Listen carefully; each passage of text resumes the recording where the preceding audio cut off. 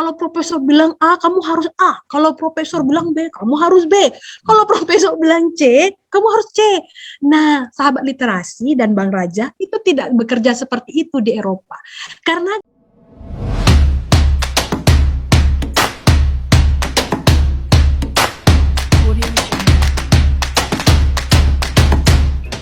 Selamat siang sahabat literasi, salam sehat, salam ketemu kembali.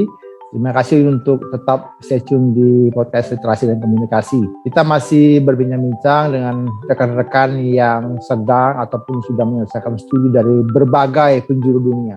Teman-teman yang hebat tentunya, karena mereka orang-orang yang tidak membiarkan mimpi mereka itu terhilang. Untuk studi lebih tinggi mereka tetap berupaya dan bisa meraih dengan upaya yang tentu saja sungguh-sungguh ya, yang tidak main-main juga, tapi artinya mereka bisa menikmati hasil itu.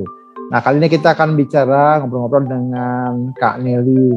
Beliau saat ini ada di mana, nanti kita tanya sendiri langsung ya, supaya langsung aja beliau sampaikan di mana posisinya, apa yang sedang dikerjakan, begitu ya. Baik, sahabat literasi, kita langsung sapa. Selamat siang Kak Nelly, apa kabar? selamat siang Bang Raja, sahabat literasi juga. Selamat siang dan selamat pagi dari Den Haag. Ini jam 9:05. Wow, jadi beliau saat ini ada di Den Haag. Nah, kalau 9:05 di Indonesia saat ini, tepatnya di waktu Indonesia Barat, jam 2:05, berarti kurang lebih ada beda 5 jam. Wow, luar biasa. Jadi saat ini sahabat literasi, kita terhubung dengan berbagai orang, berbagai pribadi di seluruh dunia itu dengan kecanggihan teknologi sangat mungkin. Kita bicara, saya saat ini posisi di Yogyakarta, Kak Nelly ada di Den Haag, ya. Den Haag, Belanda. Wah, luar biasa, kita akan diskusi. Nah, Kak Nelly, kami dapat kabar nih, Kak Nelly sedang studi di satu negara gitu ya. Boleh dong jelasin Kak, di mana negaranya, di kampus apa, dan prodinya apa? Monggo. Selamat siang sahabat literasi semuanya yang mendengarkan podcast ini. Perkenalkan, nama saya Nelly. Saya sangat beruntung, saya mendapatkan beasiswa LPDP, kemudian saya melanjutkan studi untuk S3 saya di sini. Saya diterima di Leiden University. Nah, tetapi kampusnya kampus Den Haag. Jadi saya Leiden University kampus Den Haag. Nah, penelitian saya itu fokusnya kepada public administrasi. Public administrasi spesifikasinya tentang bagaimana public reform yang terjadi di Indonesia. Public reform itu kan di public sector. Public sector itu adalah organisasi yang memang dibawahi oleh pemerintah. Nah, dan kebetulan saya mendapatkan proyek itu. Proyek itu sedang berlangsung sekarang, dan penelitian ini terjadi karena saya mendapatkan promotor yang memang dia mempelajari, memang dia punya keahlian di bidang public administrasi itu sendiri. Nah, jadi proyek saya judulnya adalah Public Sector Reform and Performance of Indonesian Government in Healthcare Sector. Jadi from 1998 up to the present. Jadi proyek saya fokus kepada bagaimana sih public sector reform itu semenjak jatuhnya Soeharto. Nah, seperti itulah. Fokusnya ke bidang kesehatan. Nah, bidang kesehatan itu Bang Raja dan para adik-adik semua itu bukan hanya healthcare di sini, bukan hanya asuransi ya, tetapi juga bagaimana performance of health facilities kayak puskesmas, kemudian rumah sakit dan seperti itu.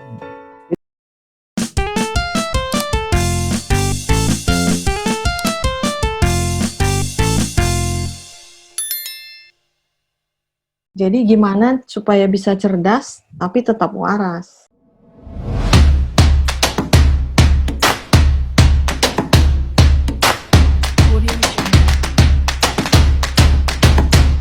Selamat siang sahabat literasi. Kita kembali bertemu dengan kami untuk diskusi tentang penyemangat agar kita mau sekolah, studi lebih baik, lebih tinggi, begitu ya. Nah, kali ini kita akan diskusi dengan seorang yang luar biasa, yaitu Dr. Sofna Dewitasari Banjarnahor, MBC ya, MBC. Oke. Nah, beliau seorang awardee atau penerima beasiswa dari satu lembaga, nanti kita dengar ceritanya. Nah, beliau ini saat ini sedang ada di mana? Mari kita sama dulu. Selamat siang, Mbak Sofna. Selamat pagi waktu Jerman. Oh, sekarang di Jerman ya? Nama saya Sofna. Iya, sekarang saya posisi di Jerman. Tepatnya di mana? Di kota Nuremberg. Nuremberg ya. Itu berapa lama, berapa Iya. jauh dari ini, dari kota mungkin ibu kota negara? Kalau dari Berlin dengan kereta itu 6 jam. Oh, 6 jam. Kalau Oke. dari Frankfurt 2-3 jam. 2-3 jam ya. Nah, kalau boleh tahu nih, Mbak Sofna saat ini studi di mana, lalu ambil prodi apa nih?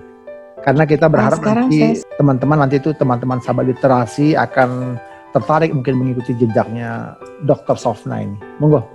Sekarang saya sedang menempuh studi S3 di Universitas Friedrich Alexander Erlangen, Nuremberg, ambil jurusan farmakologi klinis. Jadi lebih ke eksperimental dan klinikal farmakologi. Oke, eksperimental farmakologi ya. Itu ada kaitannya nggak untuk penemuan obat-obatan begitu? Kebetulan kalau riset yang sedang saya tempuh ini lebih ke interaksi antara obat dengan senyawa-senyawa yang ada dalam tubuh kita, salah satunya asam amino. Jadi riset saya bukan ke pengembangan obat, lebih ke interaksi obat. Interaksi obat ya? Interaksi obat yang sudah ada dengan tubuh manusia. Oh, seberapa efektif itu kira ya menyembuhkan satu penyakit atau bagaimana? Seberapa jauh interaksi obat-obat yang sudah ada itu dengan penyerapan asam amino.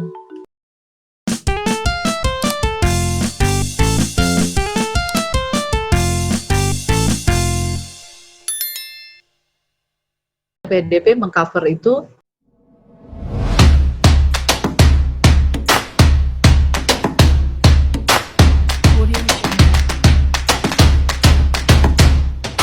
Selamat pagi sahabat literasi, salam sehat untuk kita semua. Di tengah pandemi COVID saat ini kita masih bisa bertemu melalui podcast literasi dan komunikasi. Kali ini kami akan mendiskusikan tentang pembelajaran dari rekan-rekan yang sedang atau yang sudah menyelesaikan studi magister dan doktor mereka. Kali ini kita akan ditemani oleh Ibu Upi Rea. Kita sapa beliau ya. Selamat pagi Ibu Upi. selamat pagi, salam sehat dan semangat selalu untuk semua teman-teman. Ya, terima kasih. Kita langsung tanya aja. Ibu Upi boleh sebutkan gelar lengkap dengan nama? Silakan Bu. Nama saya Dr. Upi Isabella Rea MPD. Wow, ya, ada dokter. Kalau boleh tahu kemarin Ibu studi di mana Bu? Dan di kampus mana, negara mana, atau mungkin di prodi apa? Saya studi di UGM, mengambil program doktoral pengkajian Amerika. Nah, kenapa saya pilih itu? Karena saya sangat tertarik dengan bagaimana Amerika membangun negaranya dari perspektif budaya dan pendidikannya. UGM maksudnya Universitas Gadjah Mada ya Bu? Iya, UGM Universitas Gadjah Mada, Yogyakarta, Indonesia. Jadi selama studi itu ngapain aja nih Bu? Selama studi itu saya mempelajari tentang Amerika dari perspektif budaya, dan di sana saya menemukan hal-hal yang sangat luar biasa menariknya tentang bagaimana Amerika menjadi seperti yang kita lihat sekarang ini. Perjalanan panjang sebagai satu negara yang tentu saja banyak sekali dinamikanya, apalagi dari perspektif budaya. Kita belajar banyak dari Amerika, bagaimana sejak 200-an tahun yang lalu Amerika membangun budayanya.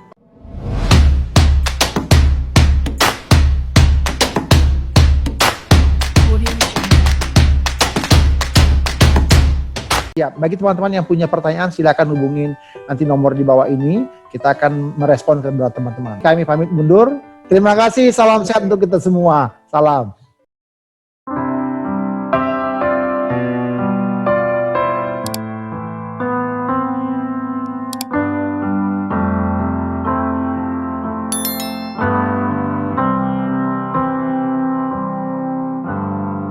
Another summer day is come gone away.